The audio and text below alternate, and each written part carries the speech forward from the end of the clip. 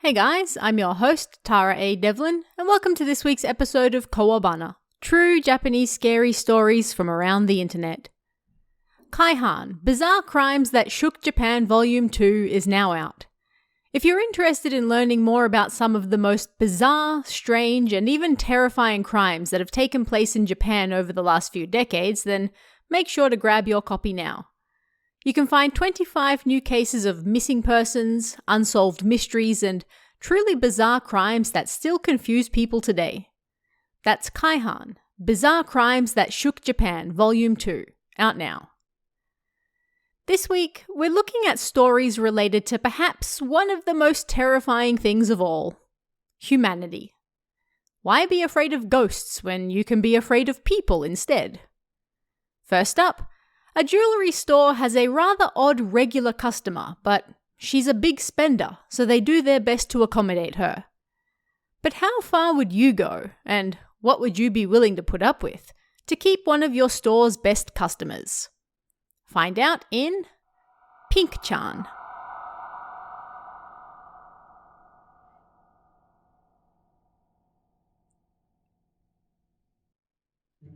This happened about 6 years ago when I was working in a jewellery store. My colleague S-san had a wealthy customer in her 70s or so, and those of us at the store all referred to her as Pink-chan. We called her this because she was a housewife who always wore all pink. Not just her regular clothes, but her tights, her feather hat, her manicure, her pedicure. Everything was shockingly, scarily pink. And in contrast, her makeup was thick, pure white. I don't mean like a pale skin colour, but actual white. And for some reason, on top of that, she put blush on the tip of her nose. She had a red nose. And yet every time she came to the store, she wore different clothes. Imagine the comedian Hayashi Apako, but a little fatter and with more almond-shaped eyes. So, our shop had a special display once a month, and each time she came and spent at least 1 million yen before leaving. My colleague S-san had made 20 million yen from her in sales in 1 year alone. And so, for him, she was a definite big spender. From her alone, he was able to make over 6 times his sales target. I also often helped him, so I got to talk to Pink-chan quite a bit too. However, when S-san started going directly to her house to talk to her about goods and deliver products, suddenly he started to lose a lot of weight. Originally, he kinda looked like the wrestler Chocoball Mukai. But as he lost more weight, he started to look like the manager of Uehara Miyu. And whenever anyone asked him why, he wouldn't answer.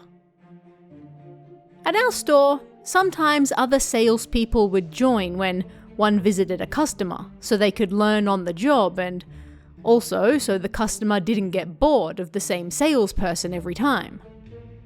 When I was chosen, suddenly S-san asked me, "Would you like to visit Pink-chan together?"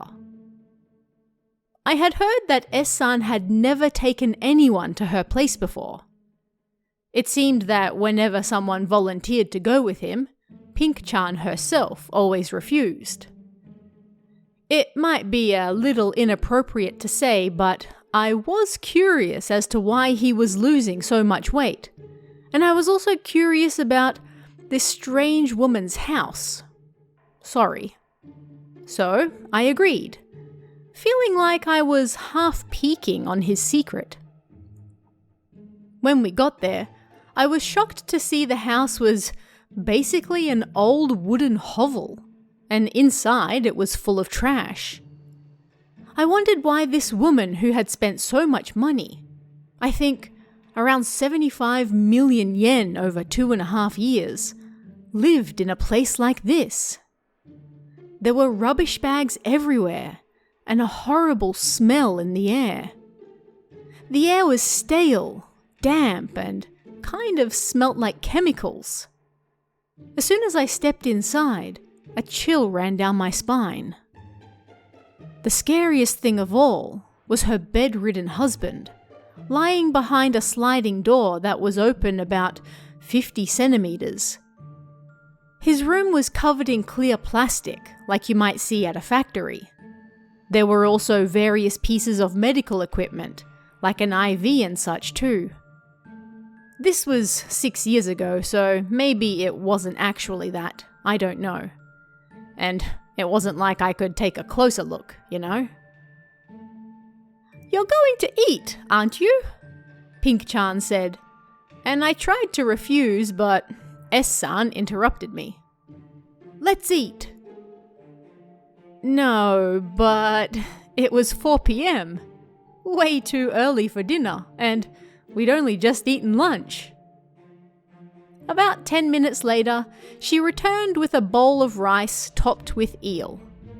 But the eel was nothing but heads. Just rice and eel heads. That was it. So many heads. The size of the bowl was also weird. It was the size of a large ramen bowl, so roughly 3 times the size of a normal bowl of rice. I wanted to get out of there as soon as possible, but S-san started eating, smiling as tears formed in his eyes. All the while, Pink-chan stared happily. "Masato, eat up," she said, leaning in close to budge him with her arm. An hour later, we finally finished and then left Pink-chan's house. "Oh, today was better than usual," S-san said as we went back to the store. Sometimes he got shaved ice topped with ginger pork, or beef tallow and nothing else. Other times it was fish guts on rice. They weren't dishes a normal person could stomach, but there was a month where he refused and his sales plummeted. So each time he gave in and ate what she served. Most of the time after that, he ended up throwing up at the nearby convenience store. That was why he'd lost so much weight, and why his stomach and throat were so upset. "Why did you take me with you?" I asked. "Pink-chan has chosen you as her next person in charge. I'm here for training, right? Next year that ends, so you'll be taking over for me." I ended up quitting 3 weeks after that, and long before S-san left. My life is more important to me than work or sales.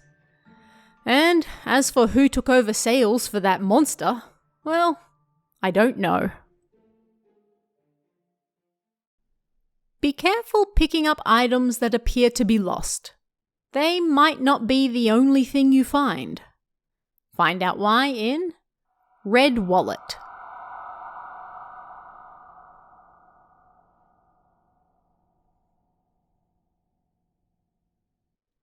This happened about 7 years ago. After I graduated from high school, I got a job and started living alone for the first time. It was about a 30-minute walk from my parents' house, so it wasn't like it was an area I didn't know well. Anyway, 3 months after I moved out, it was around 6 p.m. and I was walking through a park on my way home from work. Something on the ground by the path suddenly caught my eye, and looking closer, it was a red wallet. I thought, and when I picked it up, it was rather heavy. There were 5 or 6 cards in it, 2 1,000 yen notes, and lots of coins. I knew at a glance that it belonged to a woman. I considered taking the money and leaving the wallet where I found it. But I didn't have any female friends at the time, so I thought maybe this might be a good opportunity to make one. And so I took it to the nearby police station instead. The officer asked me all sorts of questions, and I filled in a lost item report. It took about an hour or so all up. Please keep this report, the officer said. If the owner appears, you'll need it. Okay, we'll contact you if they do show up. Okay, I replied. And as I made my way home, I wondered who the owner might be. It was 9 p.m. by the time I got home. I thought about having a shower and then going to bed. But then someone rang my doorbell. 3 times. Like, come on, you don't need to ring it that much. Wondering who it could be at this late hour, I opened the front door to find a beautiful woman in a miniskirt and sleeveless top, even though it was winter. And who might you be? I asked. I'm sorry, she basically whispered. I dropped my wallet. Ah, I see. Oh, it was all happening so fast, and she was gorgeous as well. I've come to get the lost item report, she whispered again. Yes, wait just a moment. I rushed inside to grab the report, but when I turned around to go back to the front door, that woman was standing right behind me. Huh? No way. Did she wanna, Then the woman pressed her face close to mine and muttered, "You're so kind." It was hard to hear her, but it sounded like that. Then she grinned. There wasn't a single tooth in her mouth. It was creepy. Suddenly, I thought I was going to pass out from fear. Of course," I said. The woman continued grinning at me with her face next to mine. Well, it's rather late," I continued, my voice trembling. But she just moved her face even closer. "You're so considerate." This time, I heard her clearly, and then she left. I was so scared that I returned to my parents' house that night to sleep. I didn't want to be alone. 3 days later, I suddenly remembered what the police told me. "We'll contact you if the owner appears." Come to think of it, I hadn't heard from the police yet. I was scared, but I decided to go back to the station on my way home from work that night.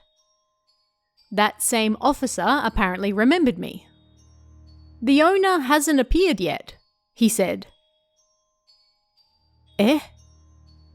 But that woman showed up at my house that same night. But I couldn't say that to him. How weird.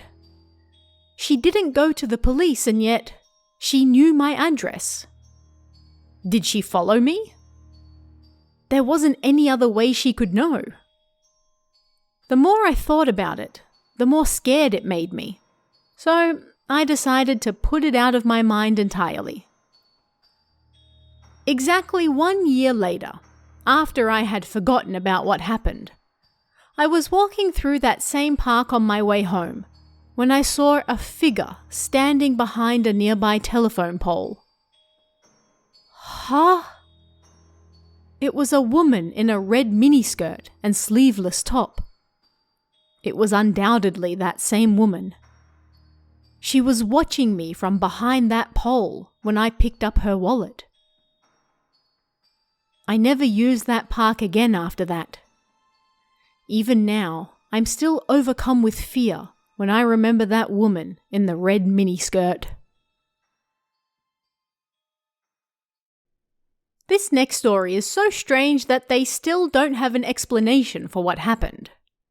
What would you do if you returned home and found your place had been ransacked? What would you do if you discovered that nothing had actually been taken, but instead the police found something else? Something unexplainable. Find out in Fingerprints.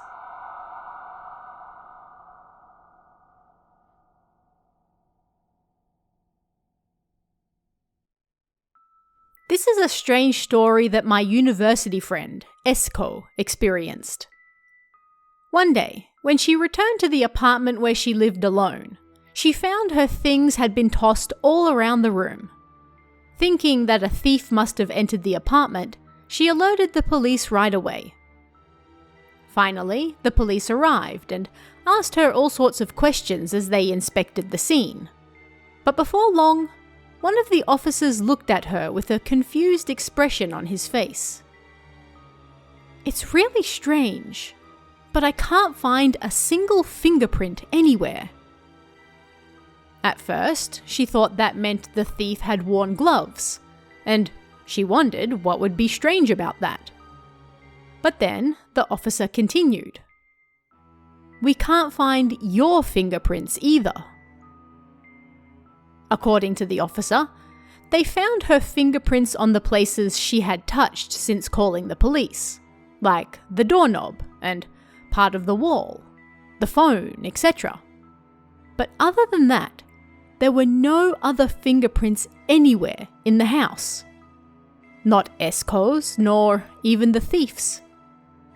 Finding this strange, they even checked her CDs one by one, inside her magazines, her makeup cases, etc. But they could not find a single fingerprint. The officer said that the thief must have cleaned the entire place, but Esko thought that would be impossible, and suddenly grew scared. After all, that day she had only been out of her apartment for around 2 hours. Was it even possible to remove every single fingerprint from a house in that short span of time? Oh, and nothing was actually stolen either. But Esko found a single mug she didn't recognize amongst all her stuff that was scattered around the place. Neighbours can often be trying at the best of times, but the woman in this next story might very well take the cake for the most bizarre neighbour ever. Find out why in Apartment Neighbour.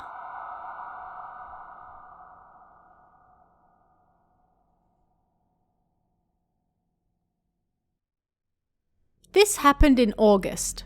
Sorry it's a little late.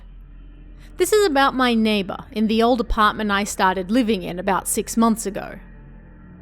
I work nights, so my lifestyle is the opposite to most people.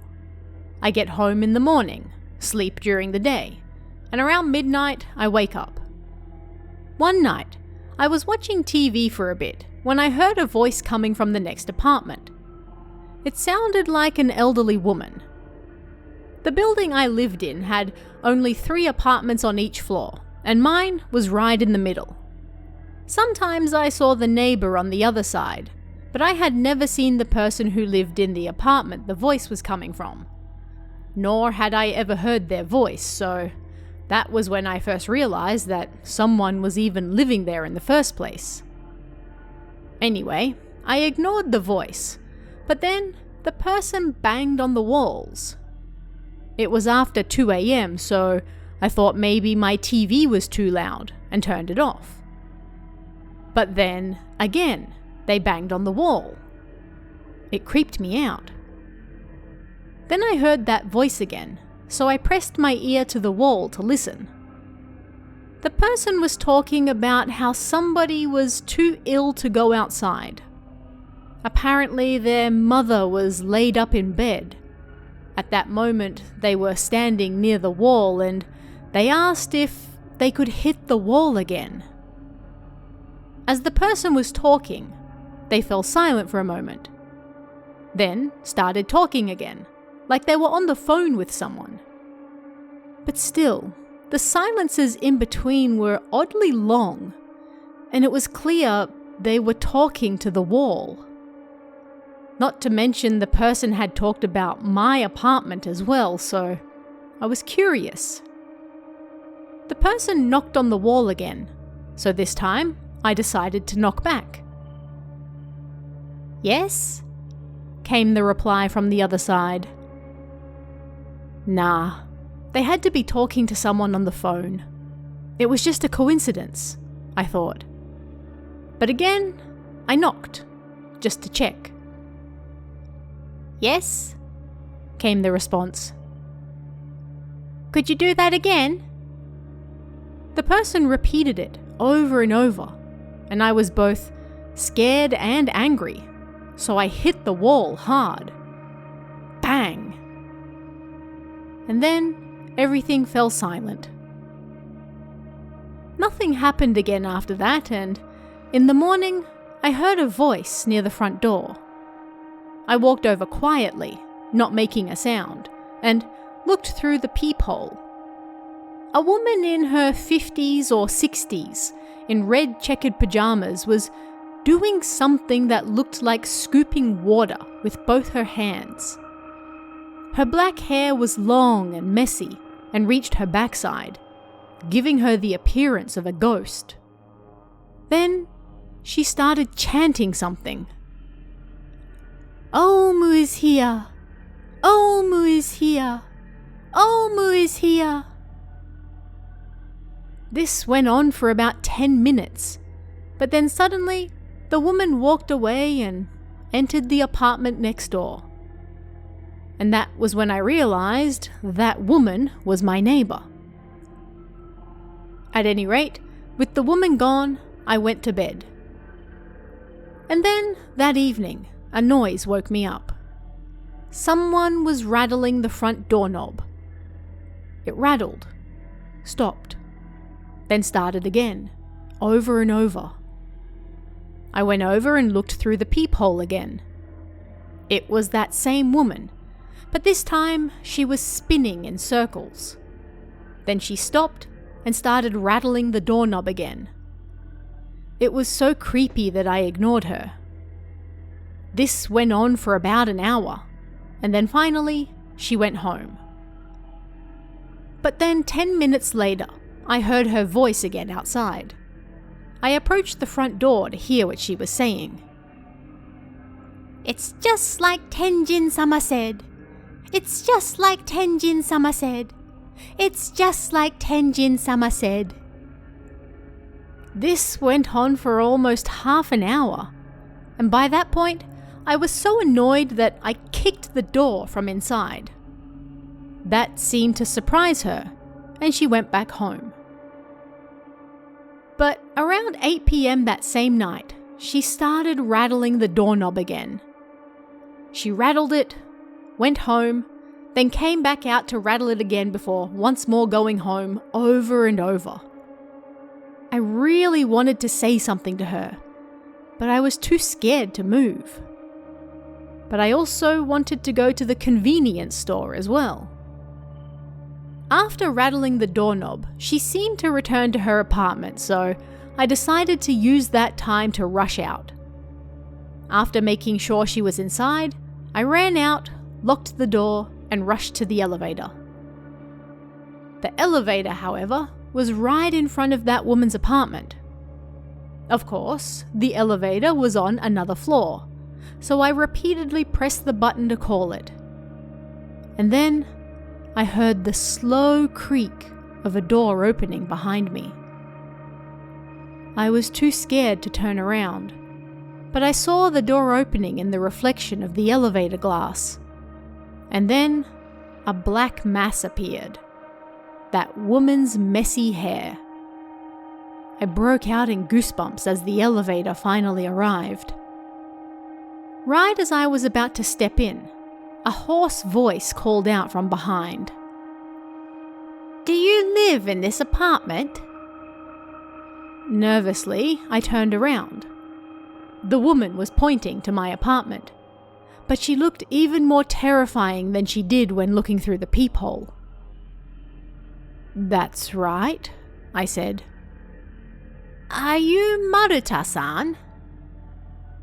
"Sorry? No. Did you want something with me?" She remained silent. "Look, I moved here 6 months ago, but I have no idea who you are," I said. "Have we spoken before?" the woman asked. "No. Like I said, we've never spoken, and I don't even know who you are." Again, she fell silent. "Are you mistaking me for the person who lived here previously?" I asked. She remained silent. "And please stop rattling my doorknob." When I said that, the woman returned to her apartment. I got a quick glance inside, and the lights were off, but I could see cardboard boxes everywhere. I went straight to the convenience store, but something was bothering me. What if she was waiting in front of the elevator for me when I got back? What would I do then? At any rate, I finished shopping and went back to the apartment. I got into the elevator and pressed myself against the far wall. I broke out in a sweat as it went up, but when the doors opened, nobody was there. Well, I did tell her she had the wrong person and asked her to stop rattling my doorknob, so things should be okay now, I thought. I got off the elevator and turned, but then I saw that woman standing in front of my door again, waving her hands at something. I was so scared and angry that I didn't even care. I pushed past her, went inside, and then kicked the inside of my door again. At that, she stopped whatever she was doing and returned to her own apartment. The next morning, my doorknob rattled again. "There's something I'd like to ask you," a voice said. It was clearly that woman. With the door chain on, I opened the door. "What? Stop bothering me." "Are you Miyazaki-san?" she asked. "Who the hell is that? No." "Miyazaki-san," she said, as though calling out to someone in my apartment. "There's nobody else here. I live alone." "You don't live with anyone else?" she asked. "I just told you I live alone. If you don't stop this, I'm going to call the police." Silence. "Now please, leave me alone." The woman quietly returned to her apartment. But before long, she returned and started rattling my doorknob again. This time, I flung it open. "Stop that!" "Please, don't get angry. Just hear me out." "What?" "Are you sure it wasn't Miyazaki-san who made that?" "Huh? That? What are you talking about?" Silence. "You really are annoying me." More silence. "Hey." "What?" she said. "Don't come over here again." Silence. "Hey!" Yes?" "Do you hear me?" "Yes." "All right. Then leave me alone." And then the woman quietly returned to her apartment again. A few minutes later, I heard a voice outside. I looked through the peephole and it was that woman. But now, something was different about her. Every time I saw her, she always looked dark and mumbled. But now she was smiling and her tone bright as she appeared to be talking to someone. Come on," she said with a laugh. "Contribute some money. Come on. Yeah, come on. Hey, let me in. Let me in. Just for a moment. Come on. It's fine. Come on. Show me. Show me your phone." She was saying all of this while looking at my door. She wasn't touching the doorknob this time, so I ignored her. But then she seemed to get worked up and started rattling it again. I absolutely lost it, and with the chain lock on, I opened the door. She was still rattling it, but then she suddenly found herself face to face with me. "Shut the hell up!" I screamed at her. I haven't had to deal with her again since then, which is to say, I still live here, but I haven't even seen or heard from her again since then. Not all intruders are thieves. In fact, the intruder in this next story has something very different in mind, but possibly even more chilling. Find out why in Boo Boo.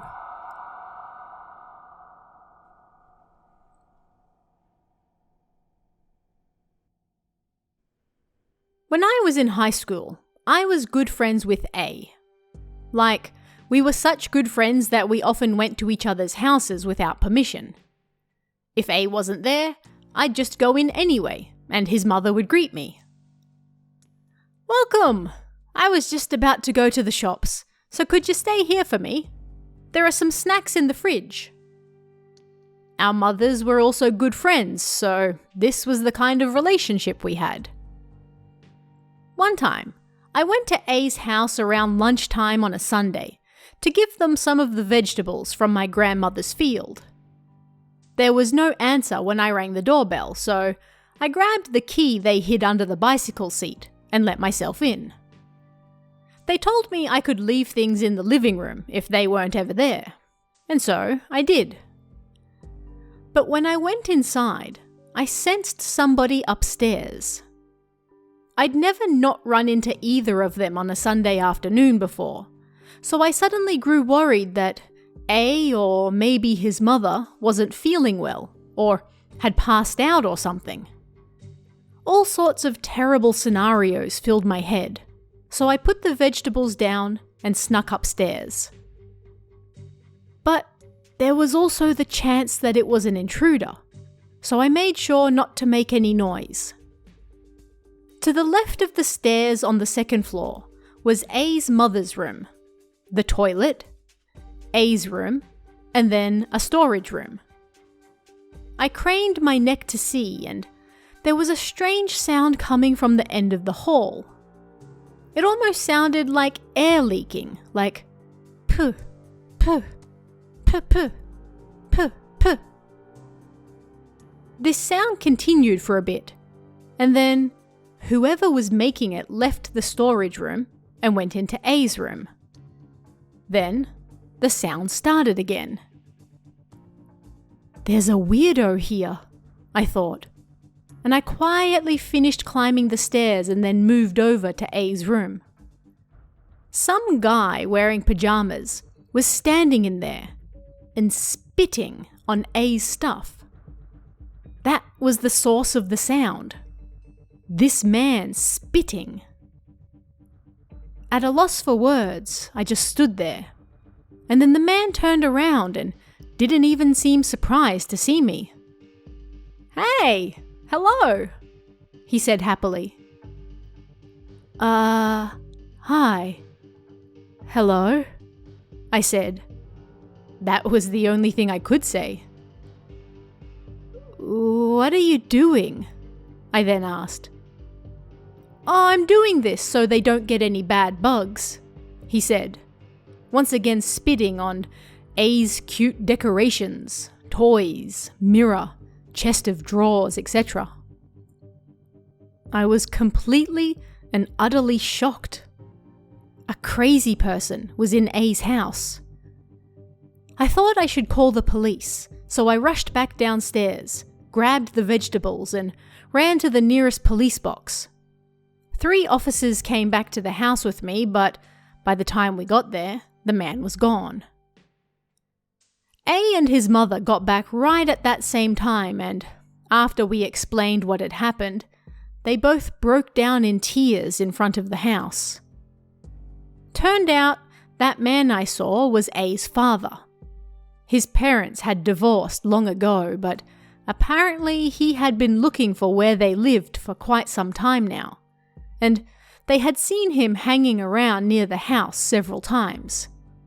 But A's mother said she had no idea he had been going inside and doing that.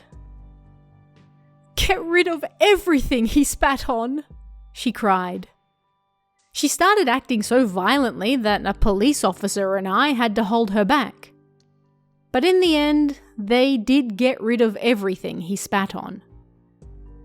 And so, my family and I helped pay for new clothes, etc. for them. And considering what had happened, we did a big cleanup of the house as well. They also stopped leaving a key outside, and my father and older brother took turns taking A's mother to work. I didn't have a license. An officer also patrolled the area for a while, but that spitting man never appeared again.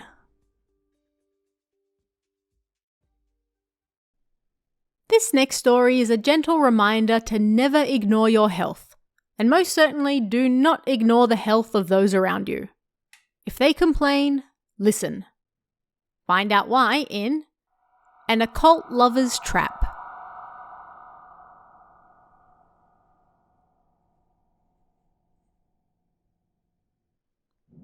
I heard this story just recently, but I don't know if everything is entirely correct. So, there was a high school boy who one day suddenly started to see something strange on the edge of his vision. After that, he sometimes saw what looked like a black shadow and also strange lights. He told his family about it, but nobody would listen. On the contrary, his mother actually told him off. The thing is, this boy really liked the occult and was a big fan of ghost specials on TV and such. He never missed them. That was why his mother got angry. "You keep watching that crap and this is why you're thinking such strange things."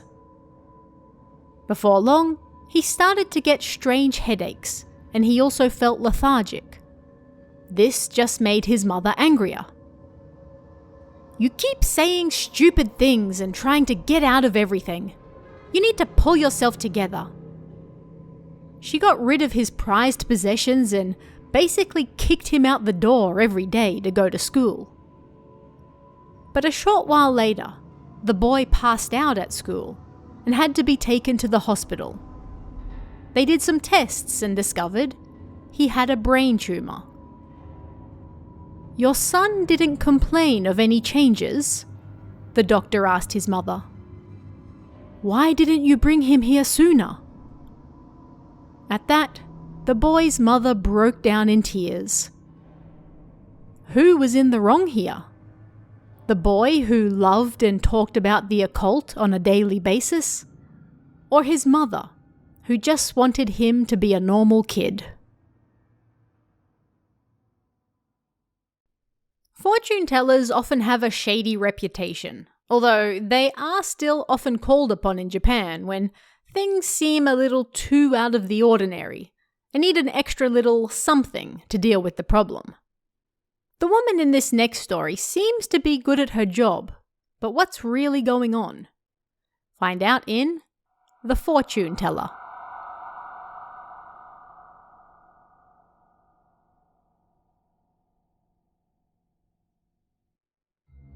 This is a story a studio musician told on the radio, so some of you may have heard it before. So, this musician knew a fortune teller who was a family friend. She was more like a neighborhood friend than a fortune teller, but sometimes she'd say stuff like, "A big job is coming your way. I'll put all my power into making it happen." And then 2 or 3 days later, he'd land a commercial or something. This happened so many times that he was just like, "Yep, she sure is good." He was getting more commercial work, which meant he was also getting paid more, and so he was able to buy a nearby old apartment. But then, it all started. First, his child broke out in a rash all over their body, and he and his wife started having strange dreams, so they couldn't sleep. The fortune teller grew worried, so she came to check on the child and watch over them. "Your child mustn't sleep in this room," she suddenly said one day. Holding the child in her arms, she moved to the living room before returning to the bedroom. "I can sense something strange over there. Right here," she said. She started checking behind the air conditioner and then pulled something out. "The previous occupant did something strange before leaving," she mumbled, and then she showed them what she found. It was a piece of a dispensable chopstick that had hair wrapped around it. "They've placed a strong curse on you. What can we do? I think the best response for now is to move out." The musician's child was suffering, but if they moved out over this, it would be like running away, and he didn't want to do that. Instead, he asked the fortune teller a question. "Can you cleanse this curse?" "It'll be a little expensive, if you're okay with that." "Well, just leave it to me." The next day, the fortune teller covered the room in protective charms she brought from somewhere. Then she lit some wooden sticks on top of a small incense burner and began chanting. "Everything should be fine now. Well, let's just wait and see," she said. And what do you know? The next day, the child's rash was gone. They stopped having strange dreams, and it seemed it was all over. When they called the fortune teller to tell her about it, it seemed she was worried because they had paid her so much money, and she feared they would get angry if it didn't work. But hearing that it did, she was happy. However, the day after that, strange things started happening again. In the morning, they found something on their front doorstep that looked to have been made out of mud mixed with blood. When they told the fortune teller that, her face went pale. "This is terrible. What should we do now?" "I want to fight it.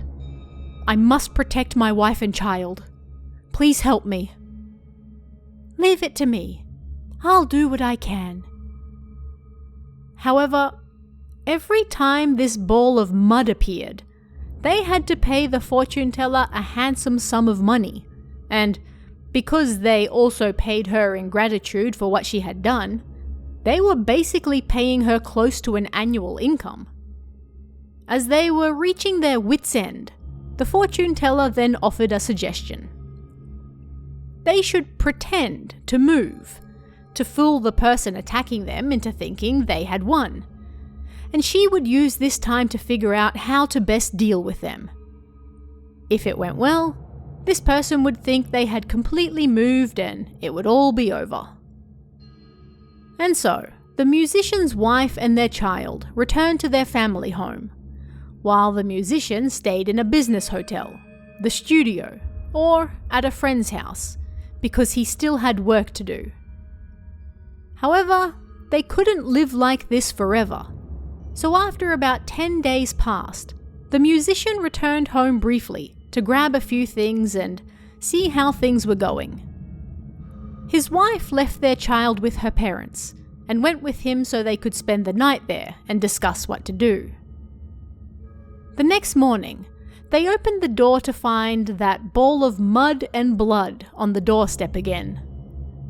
The musician felt despondent that still it wasn't over.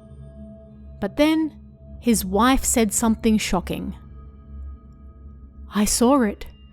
I saw who put that mud there." "Who was it?" "It was that fortune teller.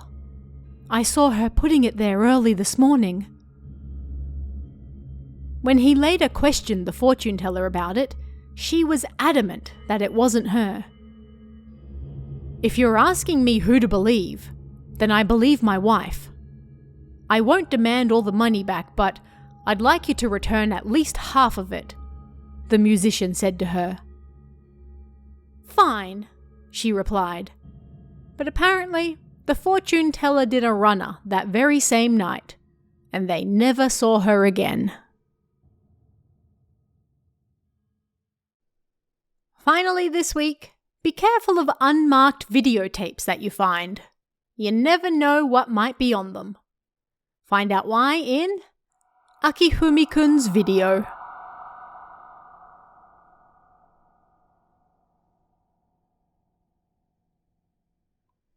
This happened when a colleague of mine went to Tokyo for a business trip. In order to save some of the money he received for business expenses, he decided to spend the night in a cheap hotel.